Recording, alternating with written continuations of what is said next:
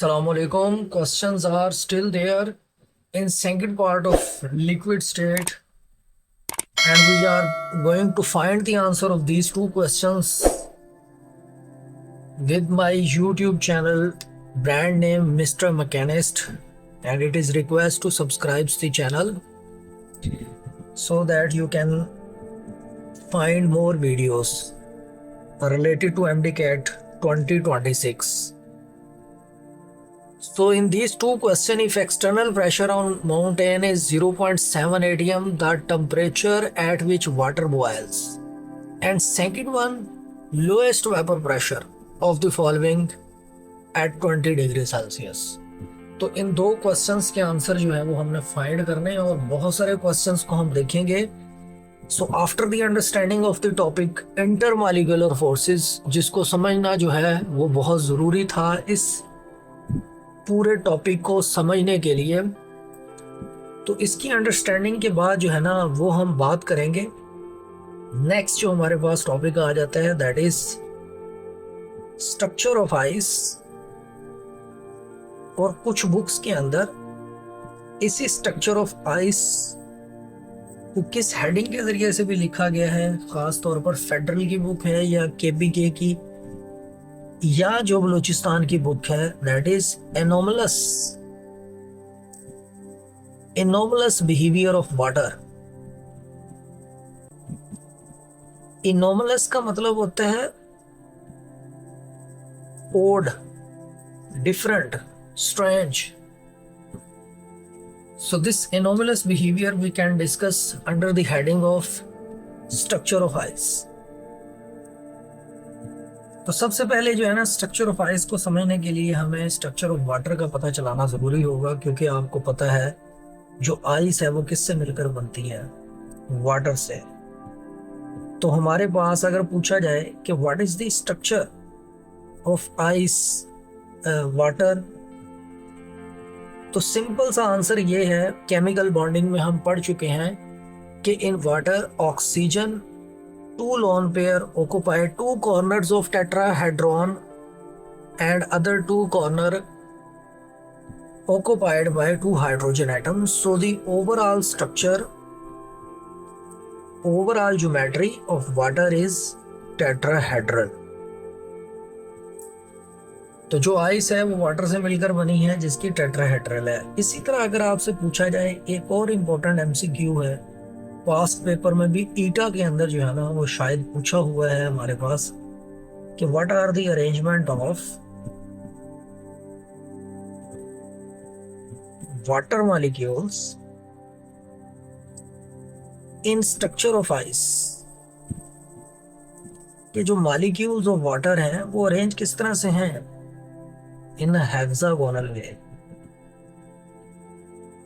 तो बच्चों structure of ice जो है ना वो हमारे पास उसके अंदर वाटर मॉलिक्यूल्स की अरेंजमेंट हेक्सागोनल है. लेकिन बुक के अंदर एक लाइन लिखी हुई है कि overall structure of ice,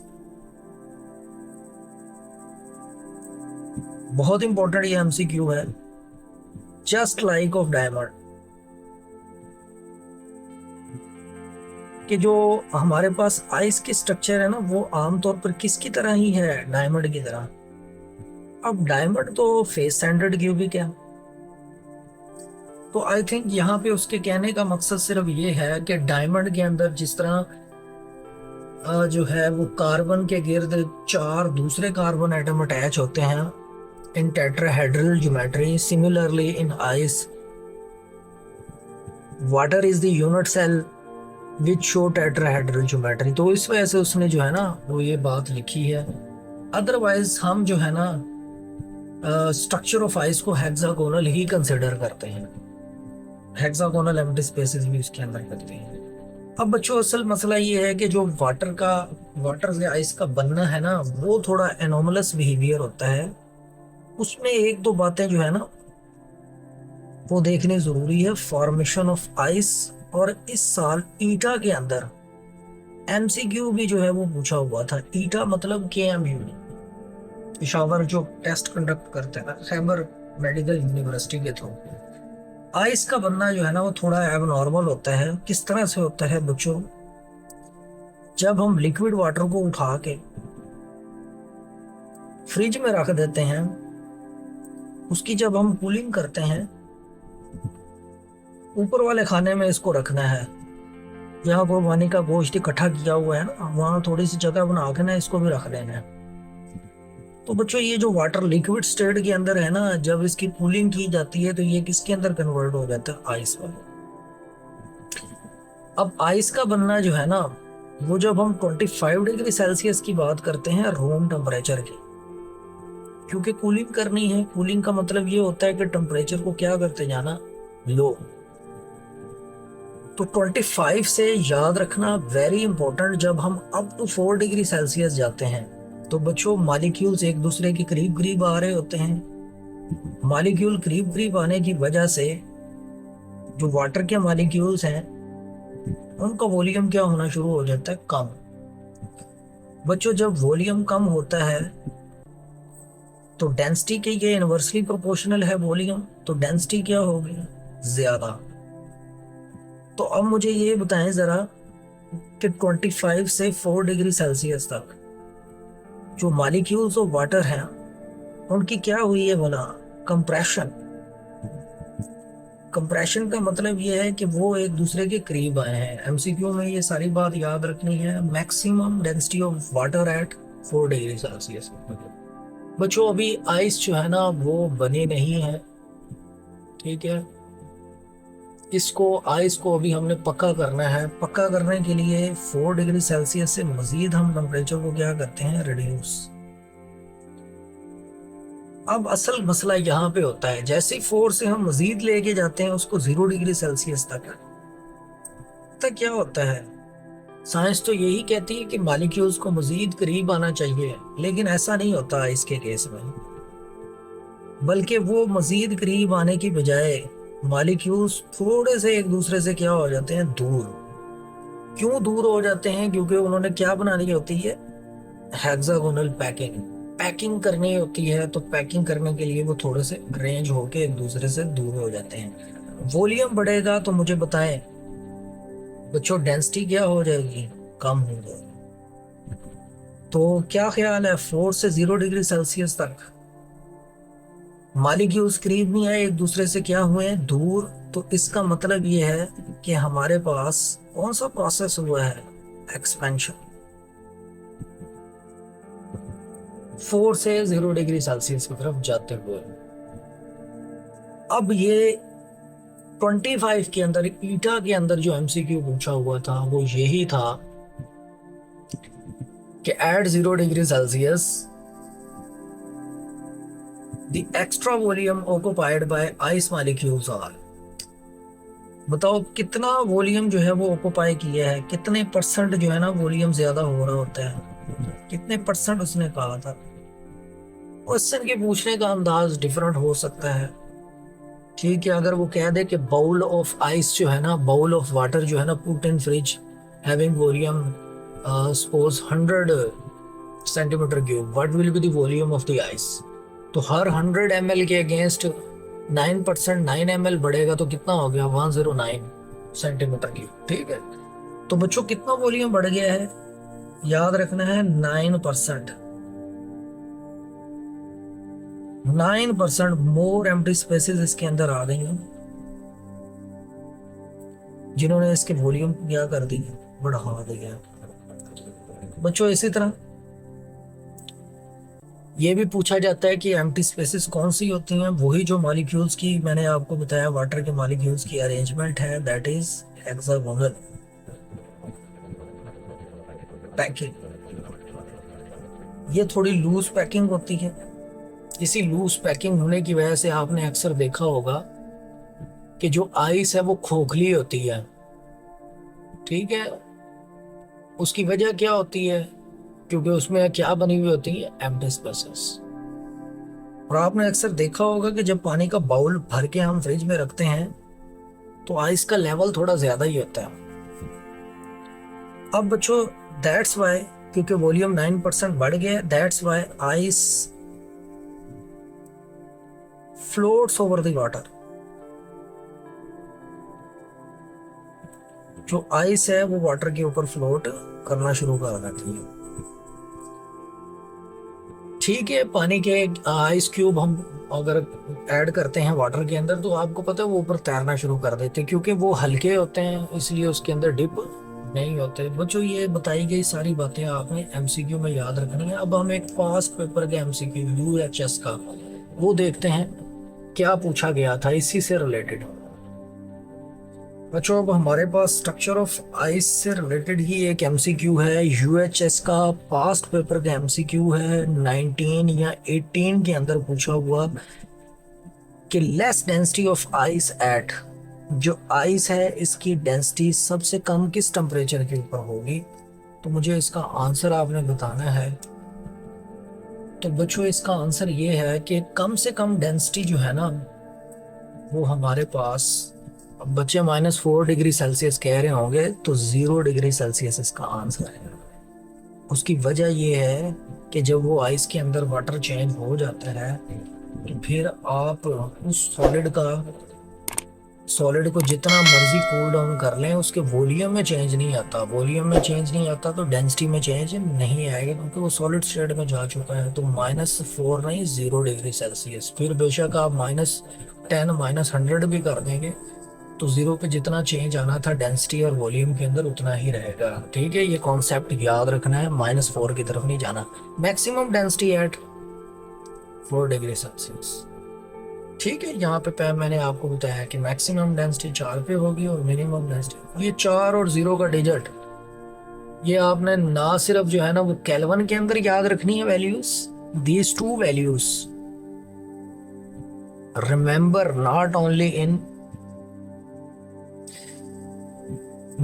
only in Kelvin as well as in degree Fahrenheit. ठीक है, ये जब तक आप कुछ भी वो केल्विन में चेंज करके पूछ सकते हैं। 2 वैल्यूज बस आपने ज़हन में रखनी है, मिनिमम डेंसिटी मैक्सिमम डेंसिटी। बच्चों इसके बाद फिर आपको पता है इसकी एप्लीकेशन है कि एक्वेटिक लाइफ के लिए ये हाइड्रोजन बॉन्डिंग बड़ी इंपॉर्टेंट है कि क्योंकि आइस ऊपर आ जाती है, नीचे पानी लिक्विड स्टेट में रहता है और जो हमारे पास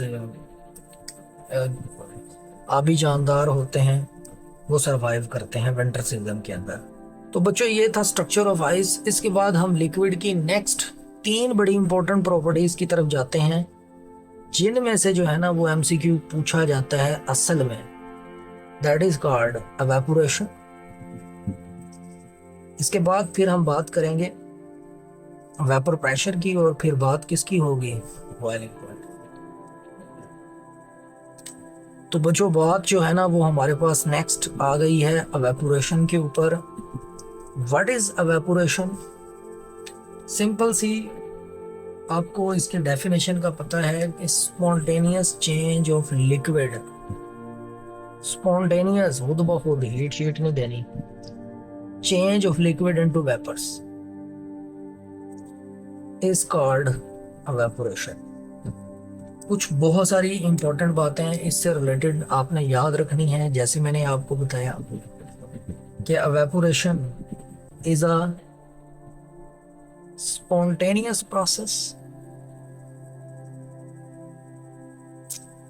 evaporation is a endothermic, thermochemistry में हम पढ़ेंगे,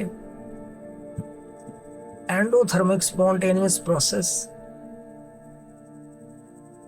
फिजिकल फिनोमेना, इसलिए मैं प्रोसेस बात कर रहा हूं बच्चों, क्योंकि मॉलिक्यूल्स का एवेपोरेट होना सरफेस से है, so that's why it is this surface phenomena.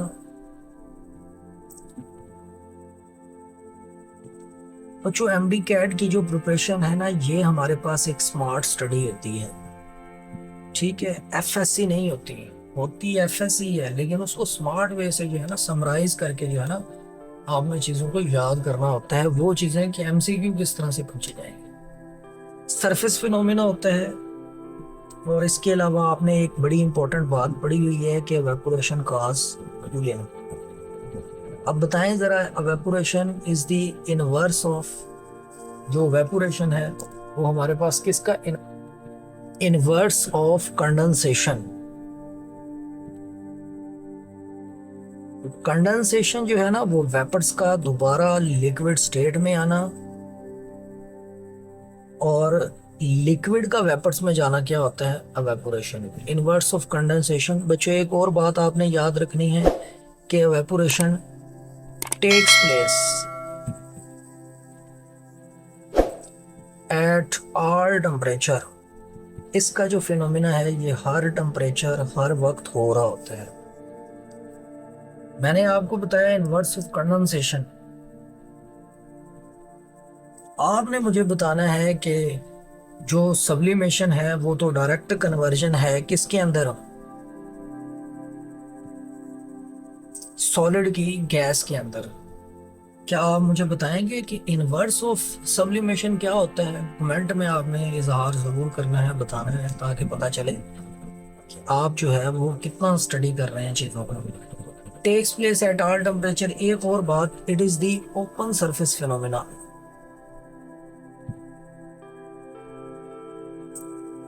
अब बच्चों ये देखें, अब ये सारे पॉइंट आपके सामने आ चुके हैं। अब ये बातें वो करेक्ट इनकरेक्ट में आपसे कोई भी पूछे कौन सी बात एवेपोरेशन के लिए ठीक है, कौन सी ठीक नहीं है, तो आपके जहन में ये सारे पॉइंट होंगे, तो आप यकीनन उसका आंसर जो है ना वो कर लेते, इजीली कर देंगे।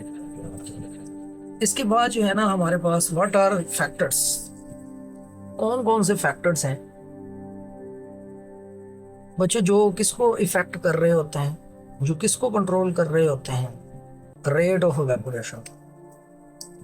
तो क्योंकि ये सरफेस फिनोमिना है तो फिर जारी बात है किसके ऊपर बेस करेगा बच्चों, सरफेस एरिया के ऊपर।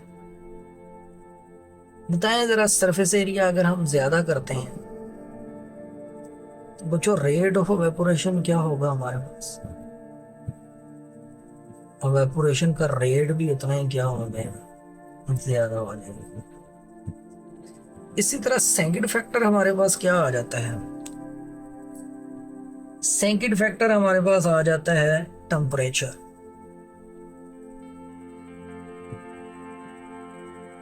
बच्चों अगर आप टेम्परेचर को ज्यादा करते हो, मॉलिक्यूल ज्यादा से ज्यादा भागेंगे। ज्यादा भागने का मतलब ये है कि एवेपोरेशन का रेट भी उतना ही क्या होगा, ज्यादा। अगर हम सरफेस एरिया को भी सेम कर दें, टेम्परेचर को भी सेम कर दें, दो डिफरेंट लिक्विड ले लें, तो मुझे बता सकते हो डिसाइडिंग फैक्टर कौन सा होगा उनके दरमियान? Inter molecular force. जिस लिक्विड के अंदर वीक इंटर मॉलिक्यूलर फोर्स होगी ना बच्चों, उसका रेट ऑफ एवेपोरेशन वो उतना ही क्या हो जाएगा, ज्यादा। बहुत सारी इंटरमॉलिक्यूलर फोर्सेस की आ गई हैं कि जो ज्यादा इंटरमॉलिक्यूलर फोर्सेस रखेगा उसका एवेपोरेशन उतना ही क्या होगा, कम होगा। अब यहाँ पे एग्जांपल में आपसे पूछना चाहूंगा गैसोलीन। गैसोलीन जिसको हम पेट्रोल का नाम देते हैं बच्चों, बहुत महंगा हो चुका है। और इसके अलावा बात अगर हम किसकी करें, वाटर की, बताएं जरा किसका एवेपोरेशन जो है ना वो हमारे पास ज्यादा होगा, जिसके अंदर वीक फोर्स मौजूद होगी। हम एलडीएफ फोर्स में पढ़ चुके हैं कि गैसोलीन जो कि मिक्सचर ऑफ हायर हाइड्रोकार्बन्स है, एक वीक फोर्स है, नॉन पोलर मॉलिक्यूल्स हैं, उसका रेट ऑफ एवेपोरेशन उतना ही क्या होगा, ज्यादा। किसकी निस्बत, वाटर की निस्बत, किसके, जिसके अंदर क्या मौजूद है बच्चों, एक स्ट्रॉन्ग हाइड्रोजन मॉलिक्यूल। समझ रहे हो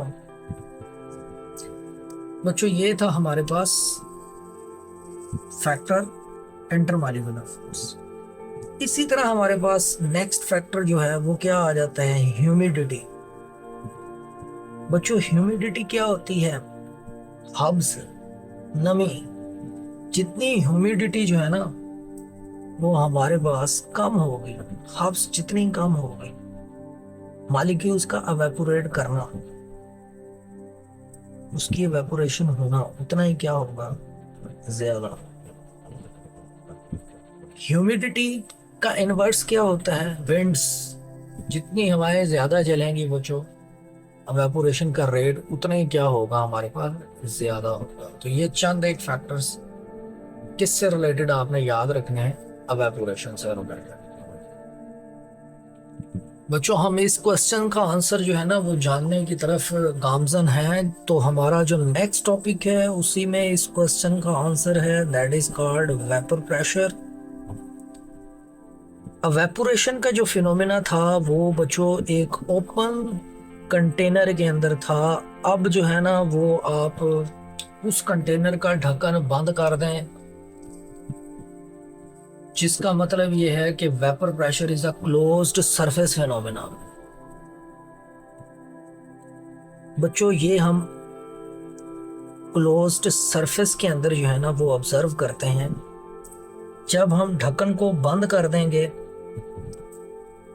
तो बच्चों ढक्कन को बंद करने की वजह से जो है ना हम ये बात पढ़ चुके हैं कि जो एवेपोरेशन है वो हर वक्त हो रही होती है। एवेपोरेशन हमारे पास जो है ना वो स्टार्ट है कुछ देर गुजरने के बाद, जब molecules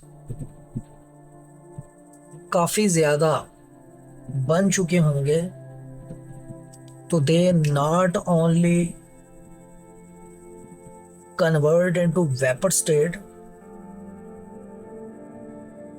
might be possible they collide with the surface of liquid and becomes the part of liquid again, that is called condensation। Condensation भी स्टार्ट हो रही है बच्चों। फिर हमारे पास जो है ना कंटिन्यूसली वेपर्स बढ़ते जा रहे हैं। वेपर्स बढ़ने का मतलब ये है कि रेट ऑफ एवेपोरेशन बढ़ रही है और उधर से रेट ऑफ कंडेंसेशन भी क्या हो रहा है, बढ़ रहा है। एक स्टेज ऐसी आएगी, हम वाइट बोर्ड के हिसाब से जो है ना डायग्राम को ड्रा कर रहे हैं बच्चों। बात वही आ जाती है कि वाइट बोर्ड बेशक हमारा छोटा है लेकिन दिल हमारा बड़ा है। तो बच्चों rate of evaporation becomes equal to the rate of condensation.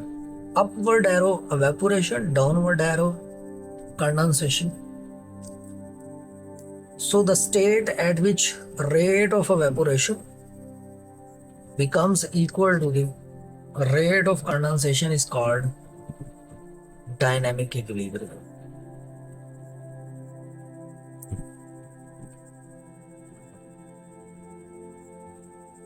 ये वो स्टेट है जहां पे एवेपोरेशन का रेट कंडेंसेशन के रेट के क्या हो जाता है, बराबर हो जाता है। बच्चों याद रखना है at this state,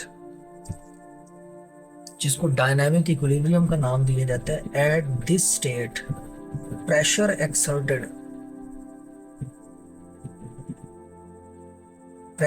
exerted by vapours of liquid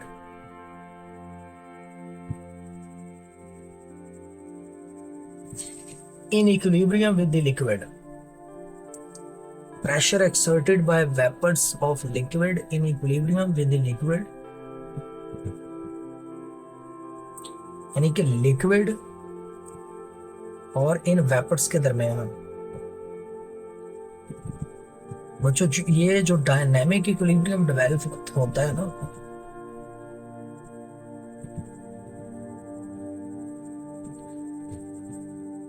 इस प्रेशर को, इस एक्सर्टेड प्रेशर को हम क्या नाम देते हैं, वेपर प्रेशर का।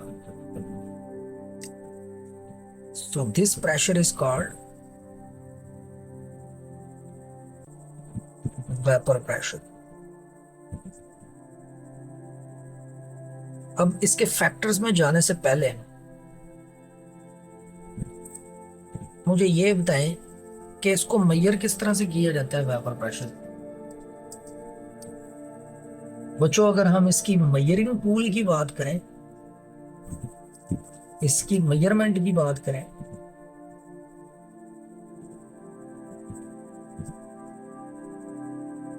तो बच्चों मेजरमेंट के लिए जो है ना वो हम दो तरह के इंस्ट्रूमेंट यूज करते हैं। वन इज कॉल्ड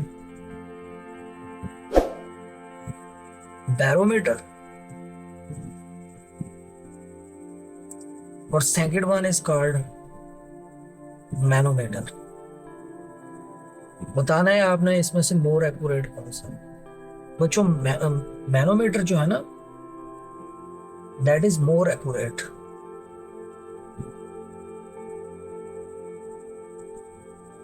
लिहाजा लैब के अंदर ज्यादातर हम इसी को इस्तेमाल कर रहे होते हैं। किसको इस्तेमाल कर रहे होते हैं? मैनोमीटर। इसका प्रोसीजर बुक से पढ़ लेना। खैर, इसमें कोई इतनी खास इंपॉर्टेंट बात नहीं है प्रोसीजर के अंदर। अब बच्चों हम इसके जो है ना वो फैक्टर्स की तरफ मूव करते हैं। कौन कौन से फैक्टर्स हैं जो इफेक्ट करते हैं और कौन से फैक्टर्स हैं जिसकी वजह से कोई इफेक्ट नहीं हो।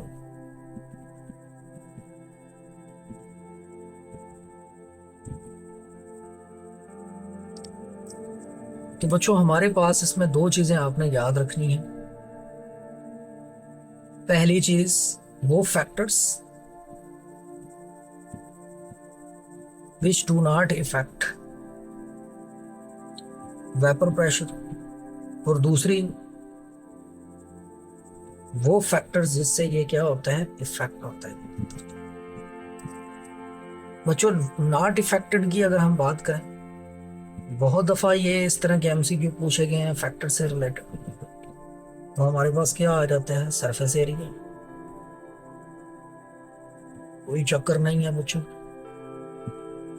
इसी तरह हमारे पास क्या आ जाता है, volume of container. We stand for volume container. और थर्ड हमारे पास क्या आ जाता है, अमाउंट ऑफ लिक्विड। देखिए इन तीनों में से किसी भी फैक्टर को अगर आप बढ़ाते हैं ना, तो हमारे पास जो है ना जितने मॉलिक्यूल्स वेपर स्टेट में जाते हैं उतने ही मॉलिक्यूल्स किस में भी आ रहे होते हैं, लिक्विड स्टेट में। नेट रिजल्ट क्या रहता है, सेम ही रहता है। तो हमें तो ऐसा फैक्टर जो है ना चाहिए होता है जो वेपर्स को ज्यादा बनाए, क्योंकि अगर वेपर ज्यादा बनेंगे तो फिर अंडरस्टूड है उनका एक्सर्टेड प्रेशर भी क्या होगा हमारे पास, ज्यादा। अब कौन कौन से फैक्टर्स हैं दैट कैन इफेक्ट। बच्चों सबसे पहला फैक्टर हमारे पास वो आपने याद रखना है, टेम्परेचर। पहले बात कर लेते हैं इंटरमॉलिक्यूलर फोर्स। बच्चों इंटरमॉलिक्यूलर फोर्स जितनी स्ट्रॉन्ग होगी वेपर प्रेशर उतना ही क्या हो जाएगा, कम। सेकंड फैक्टर कौन सा आ जाता है, टेम्परेचर। टेम्परेचर अगर आप ज्यादा करते हो तो बच्चों वेपर प्रेशर भी क्या होगा हमारे पास, ज्यादा होगा। ठीक है, जैसे हमारे पास अगर बात करते हैं वाटर की, वाटर 0 डिग्री सेल्सियस पे कितना वेपोरेट हो जाता है, तकरीबन 4 टोर हम कह सकते हैं। यही वाटर अगर हम 10 डिग्री सेल्सियस पे लें तो कितना हो जाएगा हमारे पास, 9 टोर। बच्चों चलते जाएं, अगर 90 डिग्री सेल्सियस पर हम देखें तो जो वाटर का हमारे पास वेपर प्रेशर होगा 90 डिग्री सेल्सियस पर, वो बढ़ के कितना हो जाएगा, 527 डिग्री सेल्सियस। और बच्चों 100 डिग्री सेल्सियस पर वो हमारे पास बढ़ के कितना बन जाएगा, 762। 762। तो अब आप देख सकते हो कि जैसे जैसे हमारे पास जो है ना टेम्परेचर बढ़ता है वेपर प्रेशर भी क्या हो जाता है, बढ़ जाता है। यार पहले 10 डिग्री सेल्सियस पे चेंज कितना आया है वेपर प्रेशर में, 54 चेंज इन वेपर प्रेशर। और आखिरी 10 पे कितना आया है, ये जरा आप कैलकुलेट कीजिएगा। तो ये हमारे पास जो है ना वो ऑलमोस्ट 233 हो। बताएं पहले 10 पे जो है वो डिफरेंस ज्यादा है या आखिरी 10 पे ज्यादा है, आखिरी 10 पे डिफरेंस ज्यादा है। तो बच्चों याद रखना है, अगर कोई एमसीक्यू हमारे पास आए ना कि with same difference same difference of temperature, with same difference of temperature, याद रखनी है एक बात, जहां टेम्परेचर ज्यादा होगा वहां डिफरेंस ऑफ वेपर प्रेशर भी उतना ही क्या होगा, ज्यादा। सेम डिफरेंस ऑफ टेम्परेचर, ऊपर भी 10 है नीचे भी 10 है, लेकिन जहां टेम्परेचर ज्यादा है ना वहां वेपर प्रेशर का डिफरेंस भी क्या होगा, ज्यादा। वो क्या है, 20 से 30 है, 40 से 50 है, 60 से 70 है, ऐसे है। बताओ कहाँ पे वेपर प्रेशर का डिफरेंस ज्यादा हो। तो बच्चों जहाँ पे हमारे पास टेम्परेचर क्या होगा, ज्यादा। ठीक है, याद रखना है। अब हमारे असल क्वेश्चन का जो आंसर है, जो मैंने आपको स्टार्ट की वीडियो के अंदर बताया था, वक्त आ गया बच्चों उस आंसर को फाइंड किया जाए। बताएं जी जरा, lowest vapour pressure of the following. Book में टेबल दिया हुआ है, पंजाब की बुक में भी दिया है और बाकी जो बुक्स हैं उनके अंदर भी टेबल है। कोशिश करो इस टेबल को याद कर लो। ग्लिसरॉल है, वाटर है, आइसोपेंटेन है, एथेनॉल है। लोएस्ट वेपर प्रेशर बच्चों, जहरी बात है, वेपर प्रेशर लोएस्ट उसका ही होता है जिसमें स्ट्रॉन्ग बॉन्डिंग होती है। तो आपको पता है ये जो ग्लिसरॉल है ये 3 हाइड्रोजन बॉन्ड बनाता है, 3 हाइड्रोजन बॉन्ड पर मॉलिक्यूल के। इसमें 3 OH ग्रुप होते हैं ना, ट्राई हाइड्रिक अल्कोहल है हमारे पास, 3 हाइड्रोजन बॉन्ड। और आपको पता है वाटर कितने बनाता है, 2 हाइड्रोजन बॉन्ड।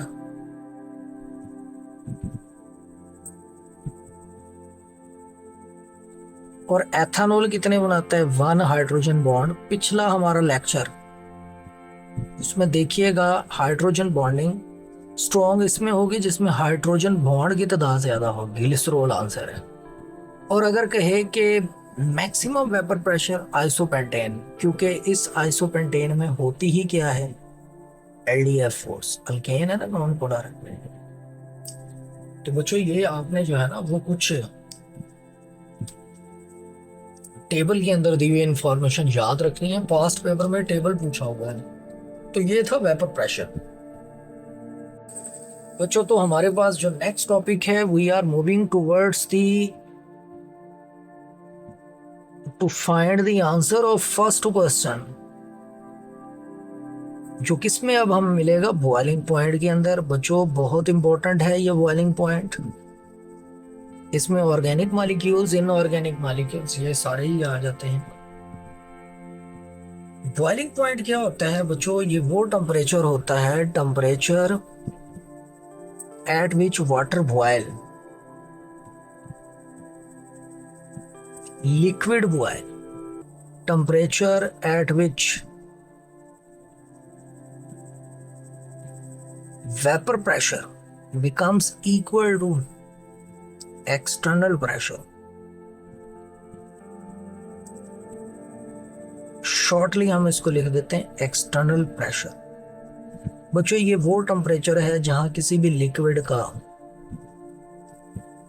वेपर प्रेशर किसके बराबर हो सकता है, एक्सटर्नल प्रेशर। फिर आपको पता है बॉइलिंग पॉइंट, जब कोई लिक्विड बॉयल कर रहा होता है तो आपने ऑब्जर्व किया होगा a constant stream of bubbles,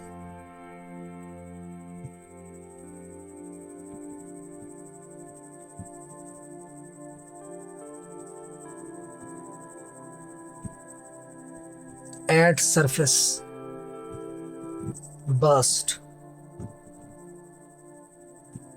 bubbles बनते हैं सरफेस के ऊपर और बच्चों वो बर्स्ट हो रहे होते हैं सरफेस के ऊपर। क्योंकि इंटरनल प्रेशर ज्यादा होता है तो वो इंटरनल से लो प्रेशर सरफेस के ऊपर आते हैं तो बर्स्ट कर जाते हैं। एक और बड़ी इंपॉर्टेंट बात जो आपने ज़हन नशीन करनी है वो ये है कि एट बॉइलिंग पॉइंट,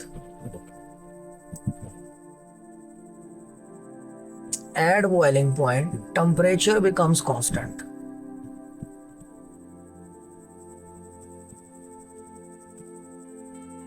ये शॉर्ट क्वेश्चन भी आता है कि why boiling needs a constant temperature, constant heat। उसकी वजह ये है कि बच्चों जब आप हीट कर रहे होते हो तो हीट करने से केएमटी के अकॉर्डिंग काइनेटिक एनर्जी बढ़ती है।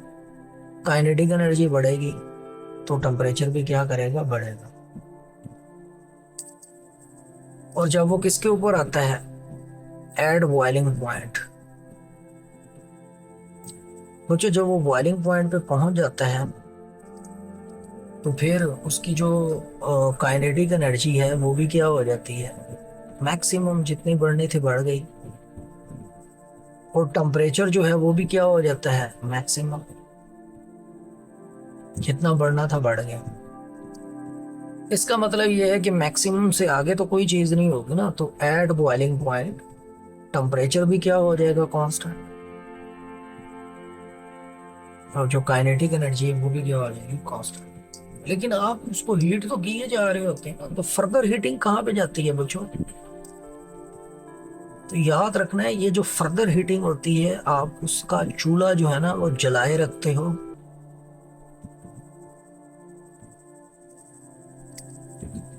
जैसे जैसे आप उसको मजीद हीट करते जाते हो तो बच्चों फिर आप देखते हो कि जो लिक्विड है ना वो कंटिन्यूअसली किसके अंदर कन्वर्ट होता जाता है, वेपर्स के अंदर। कंटेनर है वो एम्प्टी हो जाता है, लिक्विड वेपर्स में जाना शुरू कर देता है। इसका मतलब ये है कि ये जो फर्दर हीटिंग है ना ये क्या कर रही होती है, ब्रेक्स इंटरमॉलिक्यूलर फोर्स। ये उनके दरमियान इंटरमॉलिक्यूलर फोर्सेस को तोड़ना शुरू कर देती है, जिसकी वजह से जो है ना वो लिक्विड कंटिन्यूअसली क्या हो जाता है, वेपर्स के अंदर चेंज। क्या कहते हैं, एक मोल लिक्विड को अगर वेपर्स में चेंज करना हो तो बच्चों this is called very important molar heat of vaporization. Delta H B से जाहिर किया जाता है। अक्सर पूछी जाती है वैल्यू कि वाटर की मोलर हीट ऑफ वेपोराइजेशन कितनी होती है, 40.6 किलो जूल पर मोल। तो टेम्परेचर कांस्टेंट हो गया, मजीद आप हीट करेंगे तो वो उसके किसके अंदर कन्वर्ट करना शुरू कर देगा बच्चों, से। विदाउट वेस्टिंग द टाइम बच्चों नेक्स्ट हमारे पास इसके हम क्या देखेंगे, फैक्टर्स। कौन कौन से फैक्टर्स हैं जो इसको इफेक्ट करते हैं। पहला फैक्टर हमारे पास क्या आ जाता है, इंटरमॉलिक्यूलर फोर्स। बच्चों लिक्विड के इंटरमॉलिक्यूलर फोर्स जितनी स्ट्रॉन्ग होती है वेपर प्रेशर उतना ही क्या हो जाता है, कम। वेपर प्रेशर जब कम होता है तो फिर बॉइलिंग पॉइंट क्या होता है, ज्यादा। तो याद रखना है, बाज दफा वो बॉइलिंग पॉइंट की बजाय पूछ ही क्या लेता है आपसे, वेपर प्रेशर। तो आपको पता हो कि उसका हमारे पास क्या रिलेशन बनेगा।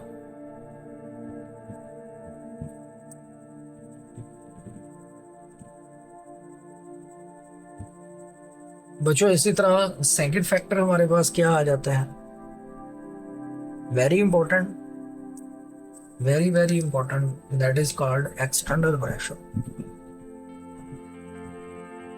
देखें अगर आप एक्सटर्नल प्रेशर को जो है ना वो बढ़ाओगे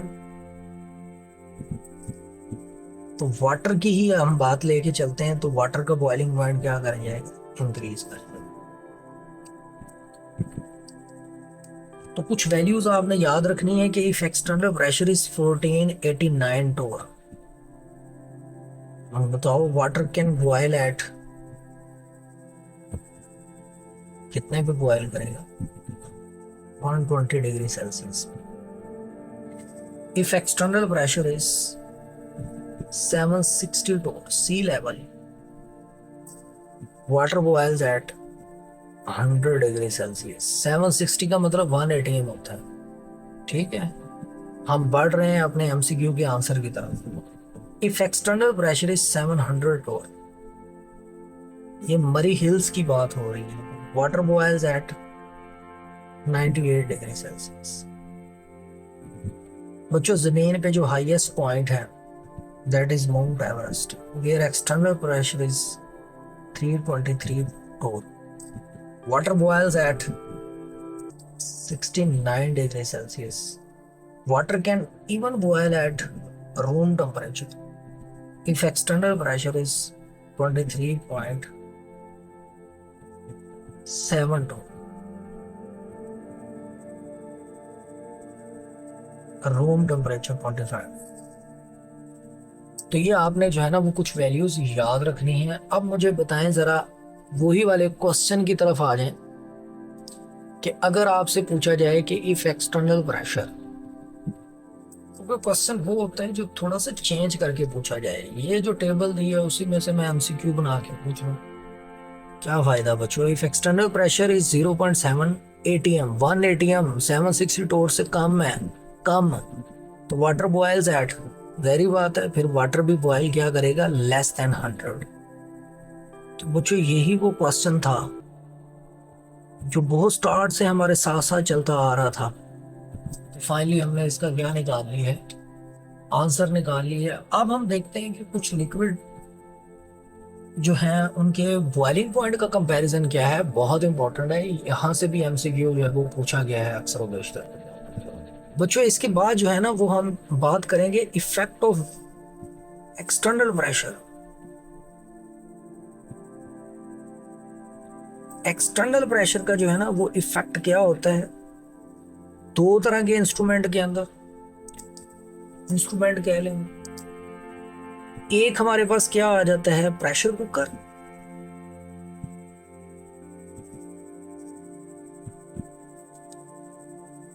और बच्चों दूसरा क्या आ जाता है,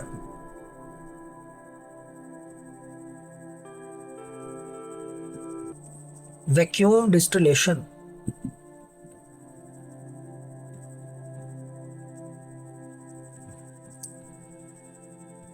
बच्चों ये जो हमारे पास प्रेशर कुकर है, ये आपको पता है इसके ऊपर वर्क करता है, वर्क्स एट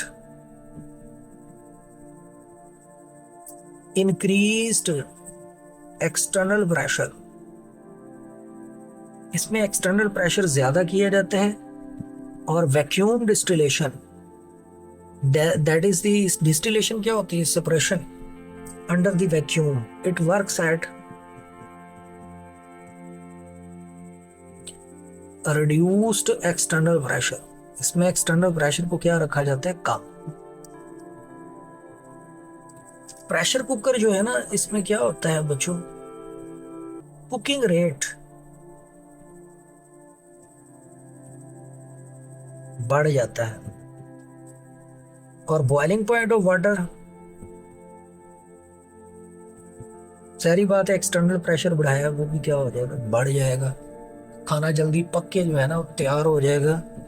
और बच्चों वैक्यूम डिस्टिलेशन, इसमें डिस्टिलेशन का जो रेट है ना, लिक्विड को सेपरेट करने का जो रेट है, वो क्या हो जाता है हमारे पास, डिस्टिलेशन रेट बढ़ जाता है। इसमें बॉइलिंग पॉइंट ऑफ कंपाउंड जो है ना, वो क्या हो जाता है, रिड्यूस। उसकी वजह क्या आ जाती है, उसकी वजह यह है क्योंकि हमने उसके अंदर क्या प्रोड्यूस किया हुआ है, वैक्यूम। एक एग्जांपल आपकी बुक के अंदर वैल्यूज खास तौर पर बड़ी इंपॉर्टेंट है, यूएचएस के पास्ट पेपर में वो पूछा भी हुआ क्वेश्चन, डिस्टिलेशन ऑफ ग्लिसरीन। बच्चों ये ग्लिसरीन वही है जिसको क्या भी कहा जाता है, ग्लिसरोल भी कहा जाता है। इसकी अगर हम बात करें, अगर तो एक्सटर्नल प्रेशर कितना है, 760 टोर, तब तो ये डिस्टल होगा, बॉयल होगा 290 डिग्री सेल्सियस। यही वो टेम्परेचर है जहां पे आके ये बॉयल होने के साथ साथ डीकंपोज भी हो जाएगा। जाहिर बात है जब ये डीकंपोज हो जाएगा तो बच्चों हाथ हमारे कुछ नहीं आएंगे, ठीक है। तो डीकंपोजिशन भी हो सकती है। तो इससे बचने के लिए हम प्रेशर को जरा क्या कर देते हैं, रिड्यूस। कितना, ये वैल्यू पूछी हुई है पास्ट पेपर में, 50 डॉट। अब ये 290 की बजाय कहाँ पे बॉयल करेगा, 210 degree Celsius. So this is the distillation point for distillation of glycerin. ठीक है, अब जो हमारे पास थोड़ी सी बात रह जाती है वो है बच्चों बड़ी important, that is boiling point of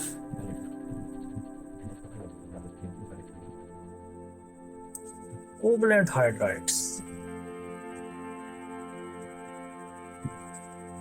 covalent hydrides के जो बॉइलिंग पॉइंट है ना, उनकी बात हम करेंगे, उनके ट्रेंड्स की हम बात करेंगे. अक्सर वो ट्रेंड्स जो है ना पेपर में पूछे हुए हैं. कोवलेंट हाइड्राइड्स ऐसे कंपाउंड जिसमें एक हाइड्रोजन हो और दूसरा पीरियोडिक टेबल का वो एलिमेंट हो जो कोवलेंट बॉन्ड बना सके हाइड्रोजन के साथ, जैसे ग्रुप 4 मीथेन, सिलेन, कार्बन, इसके बाद सिलिकॉन. ये सारे के सारे बताएं इनका ट्रेंड क्या होगा. सबसे हमारे पास मीथेन की अगर हम बात करते हैं, carbon, silicon, germanium, tin. Lead को हम इसलिए नहीं लेते क्योंकि लेड जो है ना बच्चों वो जरा आयनिक इन नेचर होता है. बताएं जी सबसे हाईएस्ट किसका है, लोएस्ट किसका है. तो सबसे लोएस्ट जो है ना वो याद रखना है आपने, कार्बन का है, मीथेन का है. क्यों? स्मॉल इन साइज है, नॉन पोलर है, ये सारे स्मॉल इन साइज है, जिसकी वजह से ये क्या होगा हमारे पास लो पोलराइजेबिलिटी होगी, लो बॉइलिंग पॉइंट होगा. ग्रुप 5 के कोवलेंट हाइड्राइड्स बच्चों ammonia, nitrogen, phosphine, nitrogen, phosphorus, arsenic, antimony, bismuth. सबके साथ 3 हाइड्रोजन लगाओ. केमिकल बॉन्डिंग में पढ़ चुके हैं क्योंकि ये AB4 में एक लोन पेयर 3 बॉन्ड में वाला मॉलिक्यूल है. तो अब बताना है जरा आपने सबसे हाईएस्ट की बात कर लेते हैं. सबसे हाईएस्ट हमारे पास किसका है बच्चों? ये जो स्टीबेन है ना, SbH3, इसका सबसे क्या होता है हाईएस्ट. इसकी वजह जो है ना, हाइड्रोजन बॉन्डिंग तो इसमें होती नहीं है, इसकी वजह इसका साइज है. साइज ज्यादा होगा, पोलराइजेबिलिटी ज्यादा होगी, LDF फोर्स ज्यादा होगी. तो देखो ना अमोनिया की हाइड्रोजन बॉन्डिंग से ये डोमिनेंट हो गया है. वैसे भी अमोनिया जो है वो हमारे पास एक गैसियस स्टेट में एग्जिस्ट करता है, तो स्टीवेन जो है ना इसका ज्यादा होगा. इसके बाद जो है ना दूसरे नंबर पे अगर आपने रखना है तो फिर आप किसको रखोगे? फिर हमारे पास जो है ना वो आएगा अमोनिया. फिर बच्चों हमारे पास जो है ना वो कौन सा आ जाता है? आर्सेन. और अगर आपसे कहा जाए कि जी भाई सबसे जो है ना वो लोएस्ट बताओ, फॉस्फीन. या कहे कि वेपर प्रेशर किसका ज्यादा? फॉस्फीन का. बॉइलिंग पॉइंट लो किसका है? फॉस्फीन का. वेपर प्रेशर बॉइलिंग पॉइंट क्या होता है? बच्चों ग्रुप 6 के हाइड्राइड्स, क्योंकि 6 वाला भी सारे हाइड्राइड्स बनाता है कोवलेंट. सबसे highest water because it forms 2 hydrogen bond पर मॉलिक्यूल. टेलोराइड्स साइज ज्यादा हो गया है बच्चों. सेलेनाइड थोड़ा साइज कम है. Hydrogen sulphide. तो वाटर का बॉइलिंग पॉइंट हाइड्रोजन बॉन्डिंग की वजह से ज्यादा. यही वजह है कि बच्चों water exist in liquid state, क्योंकि इसमें क्या है हाइड्रोजन बॉन्ड है. और सेलेनाइड और sulphide exist in gaseous state. MCQ आया हुआ है कि दोनों गैसेस हैं, ये लिक्विड है. वजह क्या है? Difference of intermolecules. ठीक है बच्चों. इसी तरह ग्रुप 7 है भी क्या बनाते हैं हमारे पास? Covalent hydrides. हाईएस्ट बताओ किसका होगा? हाईएस्ट की बात करें तो HF का ज्यादा होगा क्योंकि स्ट्रॉन्ग हाइड्रोजन बॉन्ड बनाता है. फिर HI देखो ना, HI में हाइड्रोजन का साइज ज्यादा, इंटरमॉलिक्यूलर फोर्स LDF फोर्स ज्यादा हो रही है.